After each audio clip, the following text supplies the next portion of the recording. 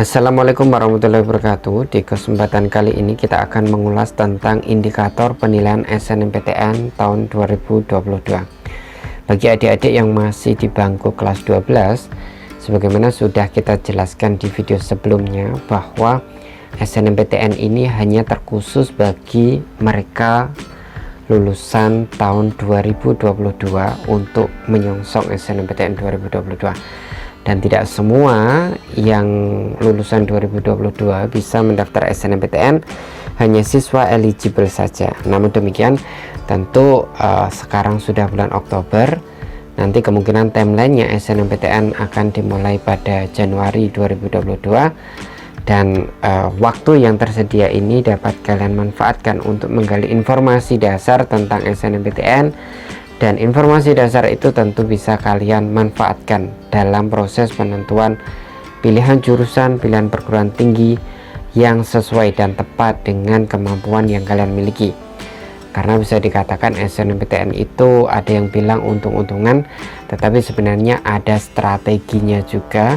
Kalau kalian pelajari, tentu kalian bisa menjadi salah satu bagian peserta yang bisa dengan mudah lolos di SNMPTN 2022 mendatang. Nah, berbicara tentang SNMPTN, tentang indikator penilaian SNMPTN, itu indikator pertama tentu nilai rapot. Deskripsi penjelasan terkait SNMPTN sendiri, memang basis domainnya adalah menyeleksi siswa yang punya potensi akademik dengan nilai rapot.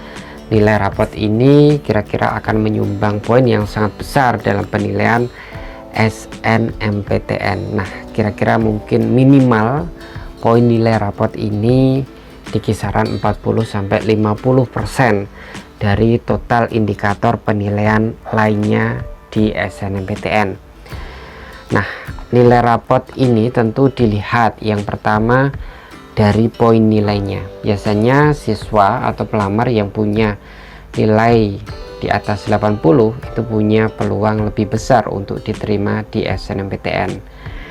Kemudian dilihat juga konsistensi nilainya, jadi dilihat rentang nilai dari per semesternya, karena nilai rapot ini kan menggunakan nilai dari semester 1 sampai semester 5. Nah, misalnya matematika di semester 1 dapat berapa, semester 2 dapat berapa, sampai dengan semester 5 dapat berapa, itu dilihat rentang nilainya apakah ada konsistensi nilai atau tidak. Kalau misalnya semester 1 dapatnya 78, kemudian semester 2 dapatnya 80, semester 3 dapatnya 75, misalnya seperti itu terlihat ada dinamika rentang nilai yang tidak stabil. Nah, yang diharapkan kalian para pelamar SNMPTN itu dilihat konsistensi nilainya. Kalau misalnya 80, 79, 80 lagi, 79 lagi, itu dianggap karena rentang antara nilai per semesternya itu selisihnya tidak terlalu besar, maka itu bisa dikatakan lebih konsisten. Tapi kalau bisa memang grafiknya itu per semester itu naik, terutama di semester 5. Semester 5 ini kan semester yang masih berjalan bagi teman-teman. Kalau bisa digenjot nilainya, poinnya setinggi-tingginya, karena nilai semester 5 tentu punya bobot penilaian tersendiri. Nah, kemudian juga ada nilai per mata pelajaran, ada bobotnya. Kan tidak semua nilai itu digunakan dalam seleksi SNMPTN. Untuk IPA tentu mapel IPA, untuk teman-teman IPS tentu mapel IPS ya. Kalau IPA ya berarti ada matematika, kemudian ada fisika, biologi, kimia, dan lain sebagainya. Kemudian ada bahasa Indonesia, bahasa Inggris, itu masih masuk gitu ya. Kemudian untuk IPS ya sosiologi, ekonomi, geografi, dan lain sebagainya. Itu poin-poin utama lah, nilai-nilai utama itu ada bobotnya. Nah, ketika kalian memilih jurusan, misalnya anak IPA memilih jurusan teknik sipil misalnya, tentu bobot matematika dan bobot fisika tentu akan sangat tinggi prosentasenya dalam proses penilaian. Maka daripada itu, silahkan dicek nilai per mata pelajaran kalian unggulnya di mana, dan kalian bisa sesuaikan dengan program studi yang akan kalian ambil, kira-kira match atau tidak. Kalau misalnya kalian ternyata yang bagus di matematika, tetapi kalian ambilnya jurusan yang tidak sesuai dengan matematika, tentu poin matematikanya jadi tidak maksimal dalam penilaian SNMPTN dan peluang untuk keterimanya jadi tidak maksimal juga gitu ya. Jadi tolong dipelajari juga nilai matematika kalau tinggi, nilai fisika kalau tinggi, apakah punya peluang besar di jurusan teknik, di jurusan MIPA, itu silahkan dipelajari gitu ya, karena itu punya poin porsi penilaian sendiri-sendiri. Di samping nilai rapot tentu ada poin penilaian lainnya, yakni nilai rapot dan reputasi sekolah adalah poin terbesar dalam penilaian SNMPTN. Reputasi sekolah ini meliputi akreditasinya. Jadi sekolah kalian itu akreditasinya apa? A, B, atau C. Itu ada poinnya sendiri. Kemudian prestasi sekolah. Nah, dalam pengisian PDSS atau pengisian akun LTMPT sekolah, ini prestasi sekolah kan dilampirkan. Kalau sekolah dalam setahun punya prestasi misalnya lebih dari 10 sertifikat menang kejuaraan, tentu poinnya akan jauh lebih tinggi daripada sekolah-sekolah yang tidak melampirkan sama sekali prestasi dari sekolahnya. Jadi semakin banyak sertifikat prestasi yang diupload oleh sekolah, tentu poin sekolah akan lebih tinggi. Nah, yang ketiga, reputasi sekolah juga ditentukan oleh jejak alumni. Jejak alumni ini meliputi terkait dengan persebaran alumni dari sekolah kalian itu di kampus mana saja. Kalau misalnya banyaknya alumni dari sekolah kalian keterimanya di Undip, di UNES misalnya, tentu poin bagi sekolah kalian di Undip dan di UNES itu sangat tinggi. Kalau misalnya kalian punya niatan ke ITB namun sekolah kalian itu alumninya tidak ada yang pernah ke ITB, itu tentu agak poinnya kecil terkait dengan jejak alumninya, karena tidak ada kontribusi poin jejak alumni. Dan tentu reputasi sekolahnya hanya dinilai dari akreditasi dan prestasi sekolahnya menurut ITB seperti itu. Tetapi terkadang juga dipertimbangkan juga, misalnya di ITB itu banyak siswa yang diterima dari daerah kalian, itu kadang juga ada poin penilaian lainnya. Nah, kembali ke jejak alumni. Jadi ini jejak alumni ini kalau misalnya alumni dari sekolah kalian itu punya langganan di UNES, setiap tahun keterima di SNMPTN, maka kalian bisa mencoba ke UNES untuk memperluas peluang. Nah, lebih spesifik lagi, misalnya banyak dari alumni kalian keterimanya di jurusan PGSD dan setiap tahun ada, tidak putus-putus, entah dari jalur SNMPTN, SBMPTN atau jalur mandiri, pasti ada yang keterima di PGSD. Maka kalau kalian nilai kemampuan kalian itu memang memadai di jurusan itu, maka ketika kalian juga ikut jejak para alumni, maka punya peluang yang lebih besar keterima di program studi tersebut juga. Lalu ke poin indikator ketiga, yakni tentang prestasi siswa. Nah, jadi kalau memang kalian punya prestasi, itu memang ada poin plus, karena SNMPTN ini memang model penjaringannya adalah mencari mereka-mereka yang punya potensi akademik yang bagus. Dalam artian kalau punya prestasi, ya biasanya sih yang grade nilainya, poinnya banyak itu ketika kalian punya sertifikat kejuaraan prestasi provinsi ke atas, karena SMA levelnya. Kalau tingkat kabupaten itu biasanya poinnya masih kecil. Nah, prestasi apa saja yang bisa digunakan? Tentu bisa prestasi kejuaraan baik akademik maupun non akademik, bisa olahraga, bisa seni, bisa LKTI, bisa lomba matematika, olimpiade dan lain sebagainya. Di samping itu juga kalau kalian seorang organisatoris, bisa juga kalian lampirkan sertifikat ketua organisasi, entah itu OSIS, ROHIS, Pramuka dan lain-lain. Nah, saya tidak punya prestasi kejuaraan apapun, saya hanya sebagai anggota organisasi, apakah bisa dilampirkan? Kalau memang tidak punya sertifikat prestasi apapun, misalnya kalian hanya punya prestasi sebagai peserta saja di lomba tertentu, ya silahkan saja dilampirkan. Kalau memang tidak punya sertifikat yang juara, barangkali dengan coba-coba seperti itu ada kampus yang mempertimbangkan, kan tidak tahu juga. Maka daripada itu, kalau memang punya sertifikat silahkan dilampirkan, walaupun sebenarnya poinnya itu agak nggak tahu juga maksudnya apakah ada poinnya atau tidak. Yang pasti yang punya poin adalah prestasi kejuaraan yang minimal tingkat kabupaten. Biasanya kalau saya tingkat sekolah Kak gimana? Ya kalau nggak punya kepepet ya lampirkan saja. Kak saya bukan ketua organisasi tapi ketua bidang tertentu, ya silahkan lampirkan saja kalau tidak ada alternatif sertifikat lainnya. Biasanya yang dilampirkan itu 3 sertifikat terbaik. Lalu kita next, jadi berdasarkan pengalaman tahun 2021 itu ada aturan bahwa peserta yang memilih lebih dari satu prodi atau memilih lebih dari satu pilihan itu salah satu PTN yang harus dipilih wajib satu provinsi dengan SMA asal. Ini menunjukkan bahwa ada poin zonasi. Jadi kalau kalian pengen memperbesar peluang, silahkan prioritaskan ambil kampus yang satu provinsi dengan kalian, karena tentu ada poin persebaran, maksudnya keadilan lah, keadilan wilayah, di mana kalau memang kalian satu zona tentu ada poin tertentunya. Nah kira-kira kalau pada pengalaman SNMPTN 2021, posisi PTN yang satu provinsi ini yang kalian pilih punya poin kira-kira kurang lebih 5%-an, menunjang poin penilaian keseluruhan gitu ya.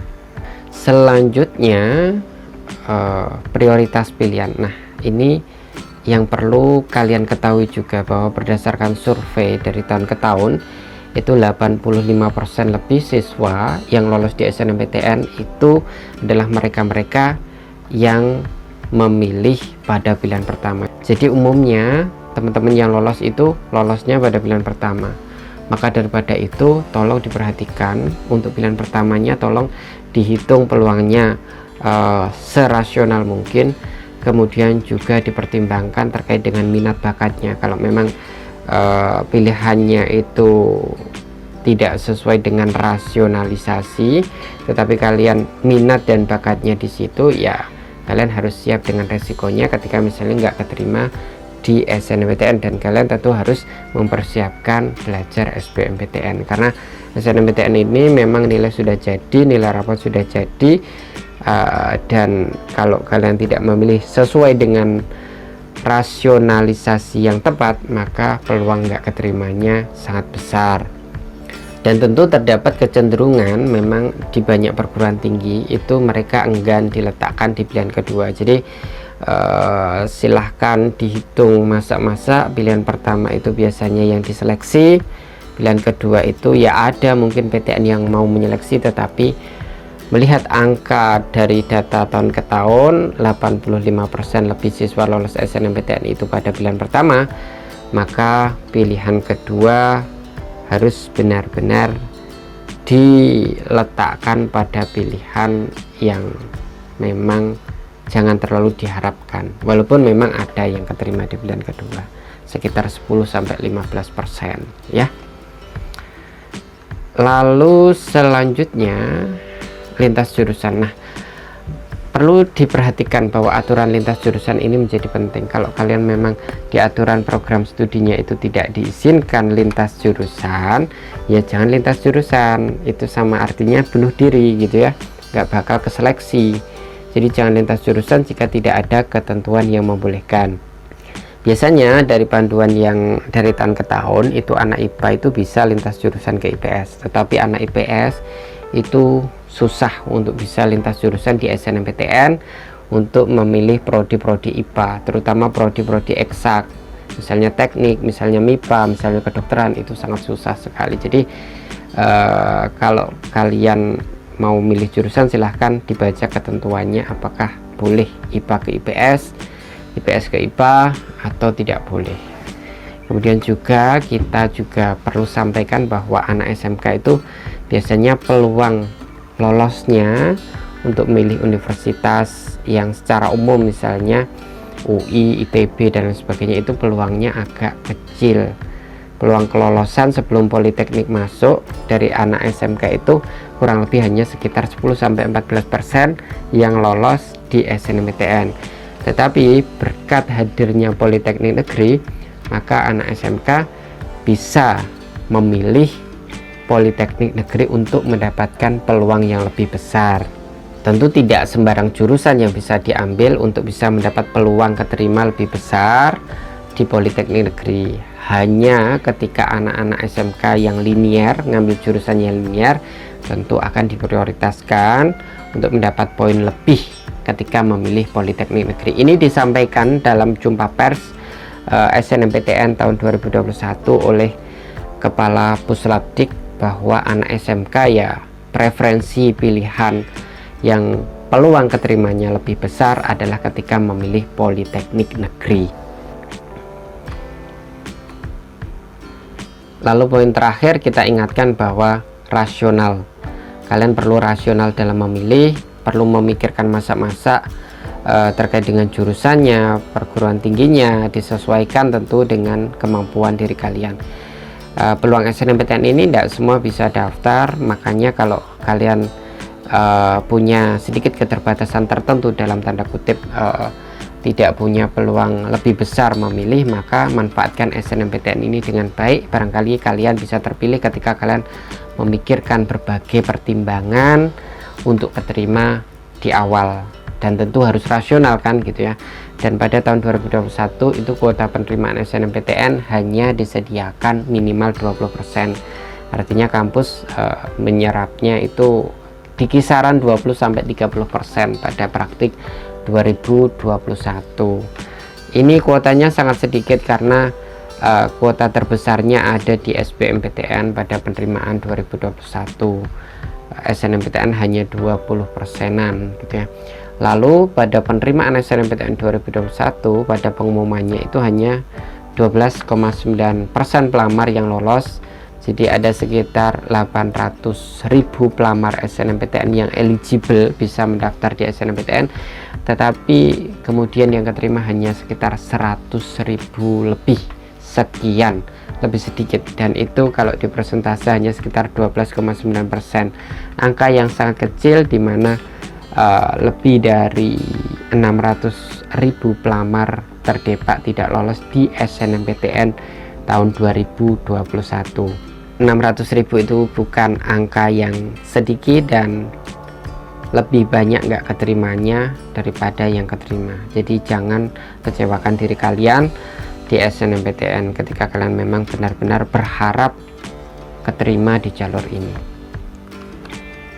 Itu sebagai beberapa indikator dan pesan-pesan lah, katakanlah gitu, bagi teman-teman yang menyongsong SNMPTN 2021. Jadi memang agak susah untuk menentukan sendiri, mempertimbangkan sendiri, tetapi kalian harus berusaha belajar dari awal bagaimana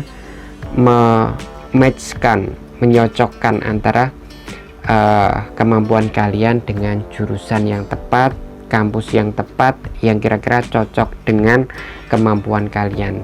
Itulah seninya SNMPTN. Susahnya SNMPTN adalah ketika banyak pelamar yang terlalu ego di awal, pengennya memaksakan diri ke jurusan yang di luar kemampuan nilai yang dimilikinya, sehingga kebanyakan nggak lolos.